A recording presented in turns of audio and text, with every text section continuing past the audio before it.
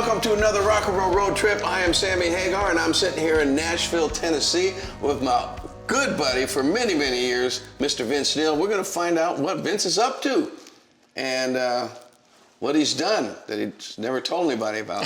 Good luck with that, right? Vince, thanks for doing this. Start with. Good to see you, man. Happy to see you. This is quite the pad now.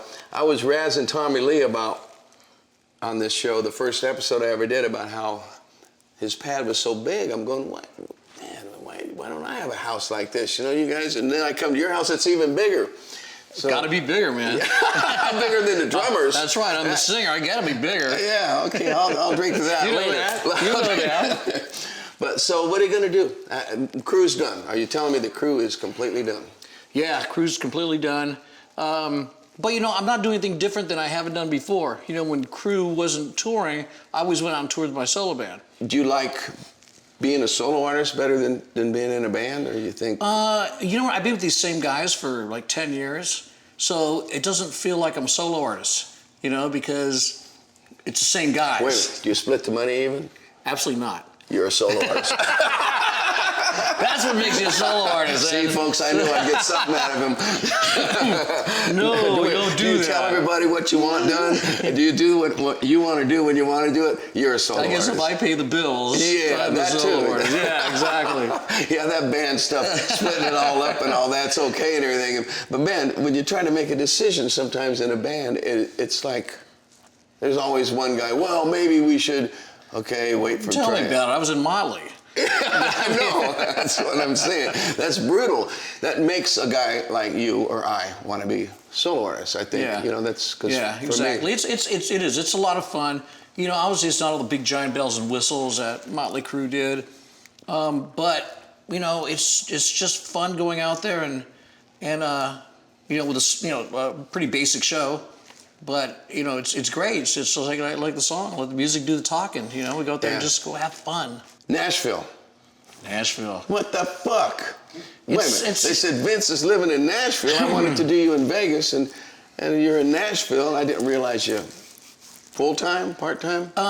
You know, 80% of the time. You know, we still have our place in Las Vegas, so you know, we're always going back and forth. But you know, we moved here because we had horses in Vegas, and the horses, you know, it's 120 degrees out. The poor horses are, you know, they're outside and stuff. And so I had actually did a concert here in Nashville, and it was like LA in 1980s. I mean, all the great studios are here, right? Yep. All the great writers are here. All the great studio musicians. I used to all think those guys were thought of as mostly the LA guys. I don't know if they moved here or just that these guys came up. It was funny. I was unloading the truck with my Lamborghini comes off. It won't start. Sitting in the middle of the road. Of course. Got a big semi truck sitting out there with a bunch more cars coming out, and this old guy comes out in front of the semi truck, and he starts yelling, "What the hell's going on?" I'm thinking to myself, "Wow, this Tennessee Southern hospitality. Get that truck out of here! What the hell?" And it was Brad Whitford. Oh, from Aerosmith. So he lives in this neighborhood? Yeah, he lives just a couple miles down the street. And they always you ever seen American Pickers? You know, that show, like the guy, Mike Wolf, he lives, I could walk to his house from here. Justin Timberlake's supposed to live around here, but he actually looked at this house, and he thought it was too big. Shows you them rockers. Us rockers. That's right. Look at rocker get it. Enough is too big for us. That's man. right, man. Look at these shoes. Oh. It's funny, too, because this whole thing kind of even started when my girl Rain, we did that show Wife Swap, right? And it was with the Nelsons. And so she came out here, and Gunner's wife went to Vegas, and like the first people that Rain met when she was out here was Brad and met a bunch of other people. They're like to have jams every Wednesday night around the campfire. The musical capital, man. Cool. The musical capital. I mean, I bet you'll be a better musician in the next couple of years from living here than just hanging out in LA playing the same old guys, doing the same old stuff. I'm proud of you. I might move in your guest house. Yeah, absolutely. The barn would be good for you. But now, you did Wife Swap? Yeah. You're a secure guy, man. But I wouldn't let my old lady go to nobody else's pad. Or what the hell, man? Nothing happened. We just did the thing and we hung out. I mean, that was Vince, you can't sleep with somebody else's beautiful woman. No, you it can't wasn't. We didn't wife swap. The show was called Wife Swap. Oh.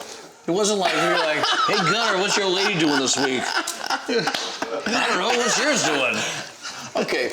Besides that, what's the craziest thing you ever did, Neil? Oh, come on. I don't. Craziest thing.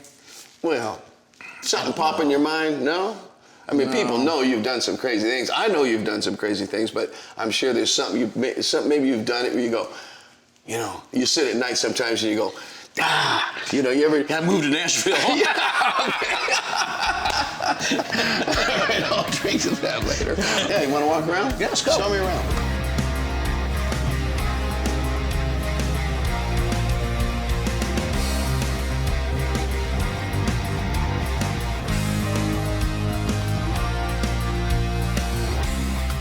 So he can be Tommy here, or the way I like him is upside down. You know, it's people remember him by. You know, Vince is used to seeing him that way because either Vince is on his back, out looking up at Tommy, or and he looks upside down, or Tommy's swinging upside down in that $300 million roller coaster that he's got on stage, using up all the money. How could you guys let your drummer spend that much money? I don't know, man. We created a monster the very first time he just went like this. You know, that was it. And it got. Then all of a sudden it's flipping and it's turning and it's running. It's like he said, nobody's going to get a beer when he's doing that solo. It's like everybody's going. Ah! Well, they turned out pretty cool. Never seen him before. How's your relationship with the rest of the guys? You guys? I talked to Nikki just the other day. Tommy always wishes me happy birthday. Mick actually lives here in Nashville, but I don't hear from him. See, you guys seen enough of each other for 3 lifetimes, right? For 3 lifetimes. What are you gonna do? Is this your kitchen? Well, this is the kitchen for down here for my man cave. You mind if I see what you got in the box? Yeah, go ahead. Okay, let me look first. Ah! Oh my God. No, that's not bad. It's kind of normal stuff. Of course, some takeout, leftover takeout. Yeah. You know, wine, champagne. You know, yeah. Yeah. That's typical. I could work some hot dogs. I could work out of this. I could work out of this refrigerator. Oh, yeah, there's a shot. Oh man, look at my favorites in here. She looks great. Yeah, exactly. So that's your ex, huh? Okay. Oh, look at this. Oh, man, wait a minute. This is the one, though. Is this original? No. Oh, my God. No, I was going to say, this is like about $7-8 million ride. Yeah, I got this right? just so I could cruise around in it. It was in a parking lot next to the hotel in Houston, Texas, and there's just a card on it. And I grabbed the card and I said, send it to me. Wow. I didn't even driven it, but it's a great cruiser. Oh, you know what's so cool about these? If this was real, you wouldn't want to drive it. No, you couldn't drive it. And this, to me, you know, I'm a car guy. I mean, this looks real to me. I mean, it's gorgeous. It's like, wow. So here's the main kitchen. Oh, yeah, you know? now there you go. This is gorgeous, man. Look at Oh, man, you know, when I get rich, I'm gonna have me a kitchen like this. See, he's got the full 8 burners, double oven. Look at this copper. Oh, nice. Nice. Let's see what the BTU is on this, man. Oh, big old flame. That'll boil water in like about 3 minutes. I'm into it, Vince. I'm into it. Wow. This place is beautiful. Tommy, eat your heart out, okay? No wonder you put your house up for sale. Once Vince bought this one, you put your house up for sale, right, Tommy? I know. Okay, what else you got here? Come on. Come on out of the garage. Okay. Now, Vince, I've always said, see, I'm a big fan of cars. But, okay, Cobras, the coolest car ever made. This is a man's car. This is like, it looks cute, but this car is not cute. This is a monster. Got the big Roush in there. Oh, you got a Roush, so it's a big block Roush. It's just scary fast. That's the only thing. But it looks so cool, Vince. Look at this thing, man. To me, this is the coolest looking car. This and an E-Jag are just the best looking cars. He's past me. You know what we do? Here's what we do. Here's what us dumb, rich rock star guys do. We see something we like, we say, hey, we'll have that. You don't even know what it is. Well, that's what happened with this car. I was There's a place in Las Vegas called Celebrity Cars, and it was a party. And so my seat, happened to be, this car was sitting this way, and the Ferrari was sitting this way. My seats are right here, and I go, just staring at them both the whole night. So I just had to buy them both. That's what I call a real man, okay? This is some real horsepower. Yeah. Oh, yeah, the old-fashioned horsepower. And you got a lake? Got a lake, and in the spring we'll stock it with catfish. Oh, yeah, I put bass in there too, right? You can put smallmouth or largemouth or some kind of bass. This is Peso. Oh, how you doing, Peso? Huh? Peso, you don't like me? I'm not a horse guy, you know. I mean, I've never been really into horses because they're just, you know, you get on them, they're big, unpredictable. They see a rope and, you know, whoa, you know. I'm afraid of a big animal. These are like, you know, like he's a roping horse. All I got to say, I got two things to say about this whole thing, Vince. I got three things to say. First, I want to say thank you for doing this show with me today. I've been trying to, you know, track you down. We've been trying to get it done. I'm just so happy we got it done. But I'm so happy to see you in this down-home situation. It's so different. But well, I think what everyone thinks of you. I don't really think you that way. I've known you enough to know that you're a down-home guy. But seeing you living it now, I bet you're digging it, man. I can see the change in you. I mean, you seem so relaxed and mellow and so confident. It's calm, you know. Yeah. It's a calming force out here because it's just, you're just in with nature, you know, and like when we first moved in, first got the horses here, and we let the horses out in the pasture for the very first time, and they just took off running. And it was like so cool because I can feel it. I can see it. Let the horses be horses, you know, let them run. And so every morning, you know, I look out and I got to see the horses doing their you know, eating and running around and playing, and it's what a way to spend the second half of your life. Yeah, exactly. You know what I mean? Yeah. I mean, right the fuck on, man. I'm telling you, congratulations. You're making me jealous. And the answer, Vince, is no, I am not riding a horse. This cowboy is out of here. Thank you for another Access TV rock and roll road trip with my good buddy, Mr. Vince Neil, in the house. Hey, welcome back, everybody. Hope you're digging all this. Look, I'm sitting here at this wonderful studio in Nashville. Nice little cozy joint, man. It's like soulful as hell. All these beautiful guitars on the wall. And I just, you know, you got to record. It's a place called Phoenix Studios, and it's a converted house, so it feels homey. It feels great.